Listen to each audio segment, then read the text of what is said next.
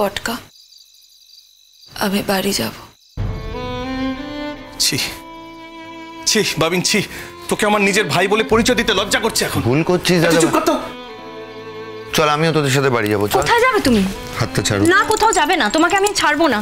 তুমি কি করে বলছো? আজকে আমাদের ফুলসজ্জা, আজকে তুমি আমাকে ছেড়ে চলে যাবে? না, ছাড়বো না। কেন ছাড়বো? আমি তোমার স্ত্রী।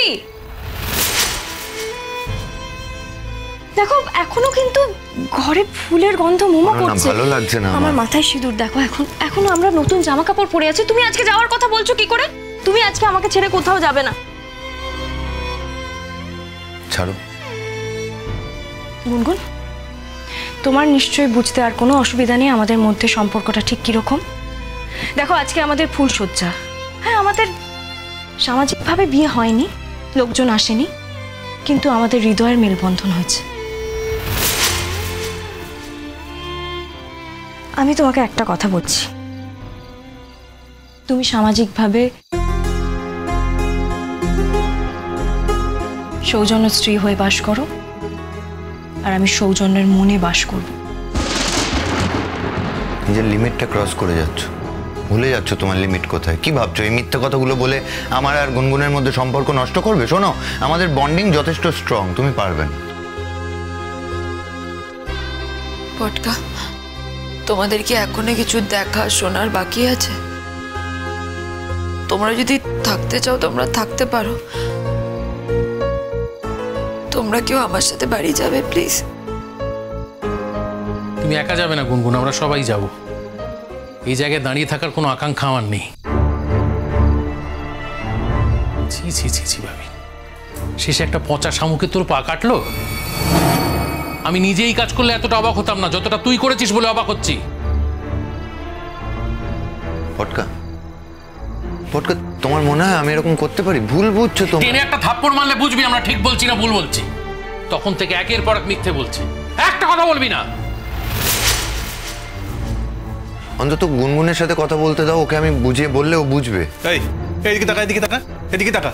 তুই মিথ্যে বলেছিলি কেন? আরে তুই কাকে প্রশ্ন করছিস? না দাঁড়াও তো, তুই কেন মিথ্যে বলেছিলি? একের পর এক মিথ্যে বলে যাচ্ছে, ওকে প্রশ্ন করে মুখ নষ্ট করিস না। আমি মিথ্যে চুপ কর।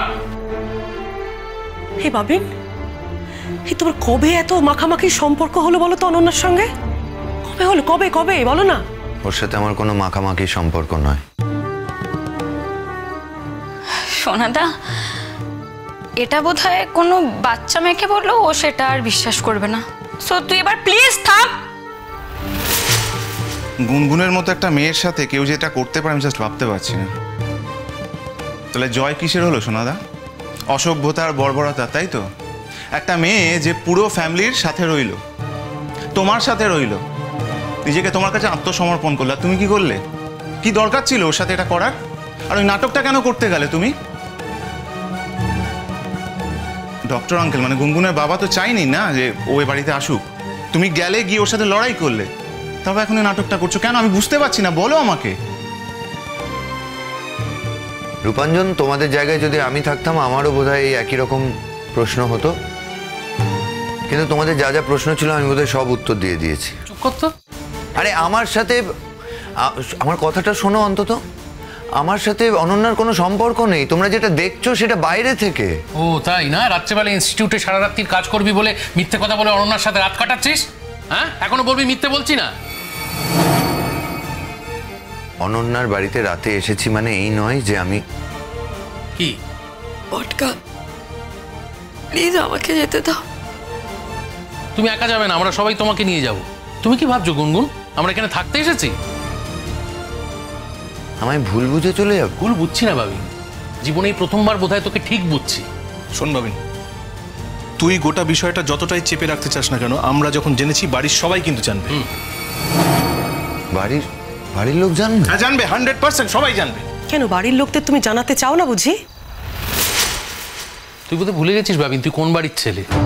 আমাদের বাড়ির লোকেরা মানুষের বিপদে যেমন পাশে দাঁড়াতে জানে, তাদের জড়িয়ে ধরতে জানে, কেউ অসভ্যতা করলে, অসততা করলে তাকে বয়কট করতেও জানে। তোর দিন এসে গেছে ভাবিন, তোর বয়কট হওয়ার দিন এসে গেছে। আর গুনগুনের এই বিপদে আমরা সবাই মিলে গুনগুনের পাশে দাঁড়াবো। আশা করি এইটুকু তুই বুঝতে পেরেছিস। সোনাদা, তোমাকে না আমরা আইডল ভাবতাম, জাস্ট ভাবতে পারছি না যে তুমি এভাবে নিজেকে আরে কি মুশকিল, আমি বারবার বলছি আমি কিছু করিনি, এখন তো দেখছি তোমরা সবাই আমার থেকে বেশি অনন্যাকে বিশ্বাস করো। তুমি মিথ্যে কথা কেন বলছো শুধু শুধু? যা শাট আপ, একদম চুপ করে থাকো তুমি। না, তুমি আমায় চুপ করাবে না। আমি সত্যিটা ধরিয়ে দিচ্ছি বলে তুমি আমাকে চুপ করিয়ে দিচ্ছ তো? মিথ্যে কথা। আসলে অনন্যা আমায় ডেকেছিল, ও বলেছিল যে ওর জীবনের যে ক্রাইসিস চলছে, আজকের দিনটা যদি আমি ওর সাথে থাকি তাহলে কাল থেকে ও আর আমায় জ্বালাবে না, আমি তাই এসেছি। মিথ্যে কথা বলছো তো? অনন্যা, বললাম তো, আমি তো পরিষ্কার করে সবকিছু বলেছিলাম তোমাকে, যে তোমাকে আমি স্বামী হিসাবে পেতে চাই। বলেছিলাম কি বলিনি? তুমি যা বলবে আমায় শুনতে হবে, আমি বাধ্য। তুমি তো সবটা জেনেই এখানে এসেছো। হ্যাঁ, আমি সব বলেছিলাম। মানে আমি বলিনি তোমাকে? আমি তোমায় বলিনি যে আমি তোমাকে স্বামী হিসাবে পেতে চাই? তারপরেও তুমি এখানে এসেছো, তাই আমি ভেবেছি হ্যাঁ তুমিও সেটাতেই রাজি। আমি তোমার কাছে কি চেয়েছি? সম্পত্তি চেয়েছি, অধিকার চেয়েছি, সামাজিক স্বীকৃতি চেয়েছি? কেন এই কথাগুলো? আমি তো কিছু চাইনি। আমি তো গুনগুনকে পরিষ্কার বললাম যে সামাজিক স্বীকৃতি নিয়ে ও বাঁচুক। আমি তোমার মনে থাকতে চাই। তুমি তো এই কথাগুলো আমাকে বলেছিলে বলতে। একদম মিথ্যে বলবে না। কেন মিথ্যে বলছো ওদের সামনে?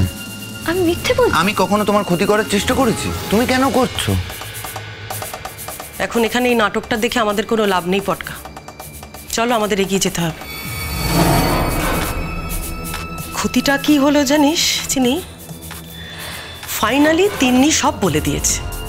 আর উনি তো বলার জন্য উন্মুখ হয়েছিলেন, কিন্তু বাবিন তুমি বুঝতেই পারোনি।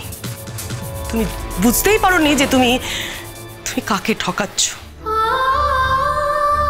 এই দাম তোমায় দিতে হবে বাবিন, আজ নয় কাল। এই দাম তোমাকে দিতে হবে,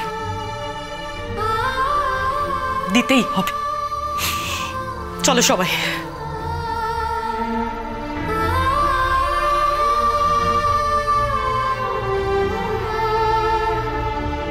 গুনগুন,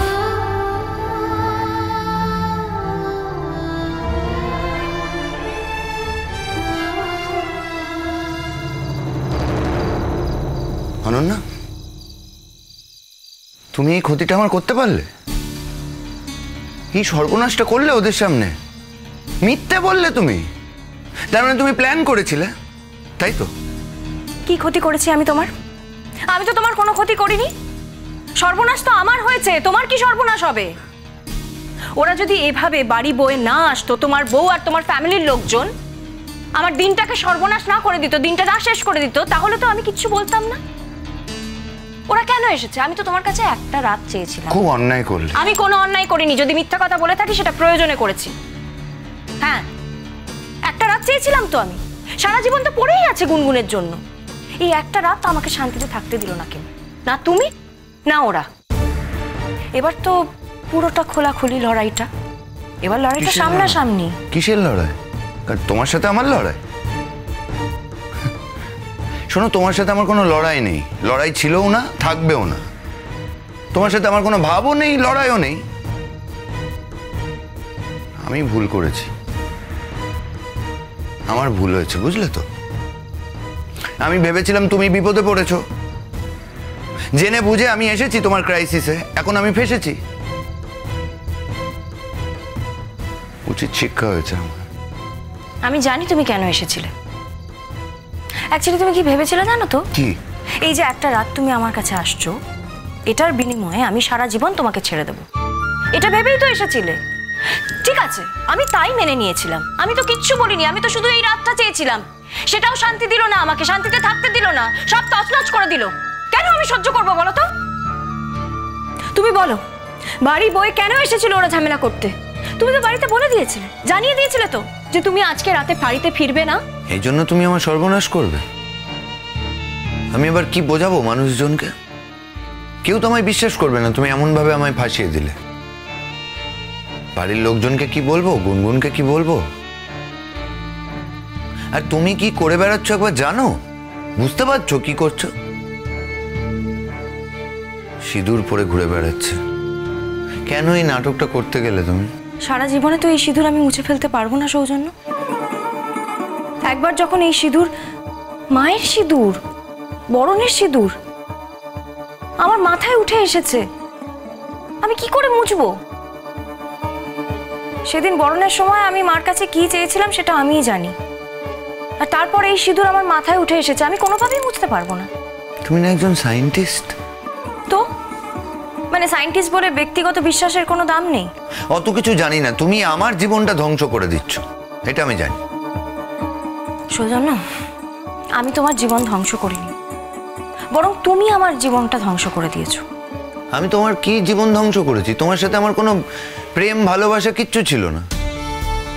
তুমি কেন কি করে বলতে পারো যে আমি তোমায় বঞ্চিত করেছি, যে আমি অন্য তোমায় ঠকিয়ে অন্য কাউকে বিয়ে করে নিয়েছি? এগুলো তুমি কি বলতে পারো? কিন্তু আমি তো ফিল করেছিলাম যে তুমি আমাকে ভালোবাসো, আমার অনুভূতির কি কোনো দাম নেই?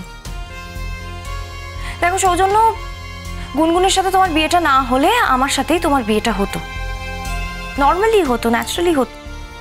কিন্তু তোমার বাড়ির লোক সব কিছু ধ্বংস করে দিল, আমার জীবনটাই শেষ করে দিল। কেউ কিচ্ছু ধ্বংস করেনি অনন্যা, এটা তোমার ভুল ধারণা, এটা তোমার মস্তিষ্ক প্রসূত।